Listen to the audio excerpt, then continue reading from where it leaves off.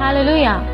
సజీవ వాహిని శ్రోతలందరికీ మన ప్రభువును రక్షకుడైన యేసుక్రీస్తు నామములో శుభములు. అనుదిన వాహినిలోని ఎన్నో ఆత్మీయ సందేశాల ద్వారా ఆత్మీయంగా మీరు బలపడుతున్నారని ఆశిస్తున్నాం.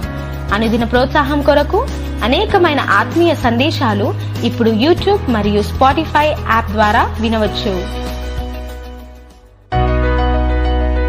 క్రీస్తునందు ప్రియమైన సజీవ వాహిని శ్రోతలందరికీ మన ప్రభువును రక్షకుడైన యేసు క్రీస్తు నామంలో శుభములు తెలియజేస్తా ఉన్నాను. అనుదిన వాహినిలోని ఆదరణ అనే పాఠ్య భాగాన్ని ఈరోజు మనం ధ్యానించుకుందాం. కొందరు స్నేహితులందరూ కలిసి బహుమానంగా ఒక గాజు పాత్రను పోస్టు ద్వారా పంపించారు. అనుకోని రీతిలో ఖరీదైన ఆ పాత్ర రవాణాలో పగిలిపోయినట్లు నేను గమనించాను. వాటిల్లో ఒక కప్పు పగిలిపోయి ఎన్నో ముక్కల్లా పెంకుల్లా గందరగోళంగా అయింది. విరిగిన ఆ ముక్కలన్నీ తిరిగి సమకూర్చిన తర్వాత అతుకులు మరియు మచ్చలు ఉన్నప్పటికీ అందంగా కనబడింది. తిరిగి సమకూర్చబడిన ఆ పాత్ర నాకు సందేశాన్నిచ్చింది.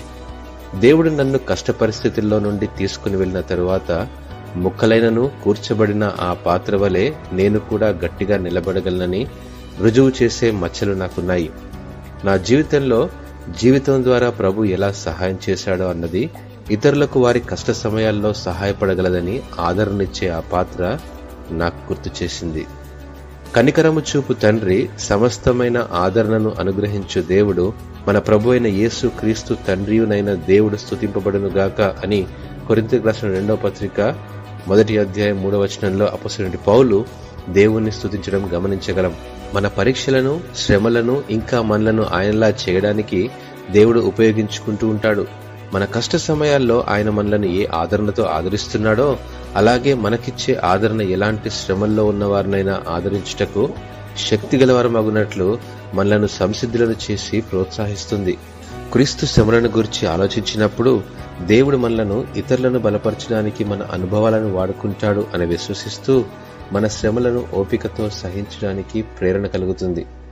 దేవుడు తన మహిమ కొరకు శ్రమల నుండి మనలను విడిపిస్తాడని ఎరుగుటలో పౌలు వలె ఆదరణను పొందవచ్చు.